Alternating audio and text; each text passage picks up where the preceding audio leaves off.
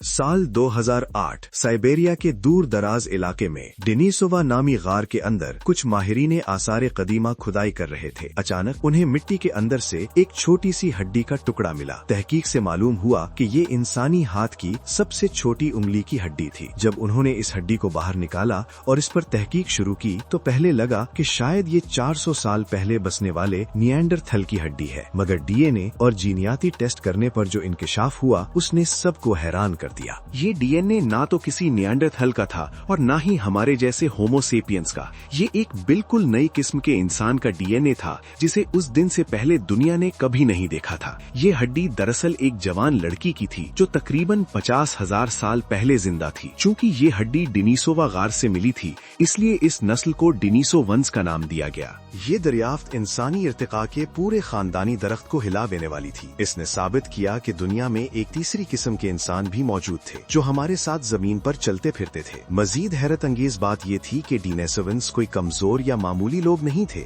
बल्कि उनके अंदर ऐसी सलाहियतें थीं जो आज के इंसान के पास भी नहीं है। डेनिसोवंस के डीएनए आज भी जिंदा। साइंसदानों ने जब इस हड्डी के डीएनए को दुनिया के मुख्तलिफ हिस्सों के लोगों के डीएनए से मिलाया तो पता चला कि आज भी Tibet, Mongolia, Papua New Guinea और ऑस्ट्रेलिया के लोगों के खून में डेनिसोवंस का तकरीबन 5% डीएनए मौजूद है। इसका मतलब ये है कि किसी जमाने में ये नस्ल हमारे आबाओ अजदाद के साथ मिली और उनके साथ नस्ल आगे बढ़ाई। तिब्बत से मिलने वाले जबड़े की मोटाई आम इंसान के जबड़े से दुगनी थी। उनके दांत इतने बड़े थे कि देखकर लगता था जैसे ये किसी और ही दुनिया के जानदार के हों। उनके दिमाग का साइज हमारे मुकाबले में तकरीबन 20% ज्यादा था। उनके डीएनए में ऐसे जीन्स मिले जो दिमागी तरक्की को मुख्तलिफ अंदाज में कंट्रोल करते थे, जिससे उनकी याददाश्त और पेचीदा नमूनों को समझने की सलाहियत हमसे बेहतर थी। तिब्बत के लोग आज 14,000 फुट की बुलंदी पर आसानी से जिंदगी गुजार लेते हैं, क्योंकि उनके खून में मौजूद EPAS1 जीन उन्हें कम ऑक्सीजन वाली हवा में जिंदा रहने में मदद देता है।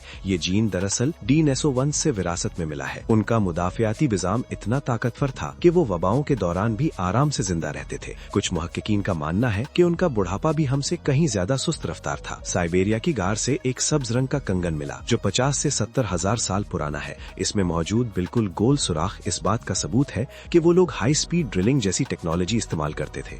2016 में वहां से एक 7 सेंटीमीटर लंबी सुई मिली जिसमें धागा डालने के लिए सुराख मौजूद था। ये दुनिया की सबसे पुरानी सुई है जो साबित करती है कि वो कपड़े सी सकते थे। उन्होंने शुतुरमुर्ग के अंडों से मोती बनाए और पत्थरों पर अलामती नकूश छोड़े जो जबान और आला दर्जे की सोच की निशानियां हैं। कुछ माहिरीन का मानना है कि होमो सेपियंस ने अपनी तादाद और जारियत के जरिए उन्हें खत्म कर दिया, यानी एक कदीम नस्लकशी। एक और नजरिया ये है कि वो खुद को अलग करके पहाड़ों और गारों में छुप गए। तकरीबन 12,800 साल पहले यंगर ड्रायस इवेंट के दौरान जमीन पर बड़ी तबाही आई, जिसमें आग के गोले, शदीद गर्मी और सैलाब ने दुनिया का नक्शा बदल दिया। शायद इसी वक्त ये सुपर सिविलाइजेशन हमेशा के लिए मिट्टी में दफन हो गई।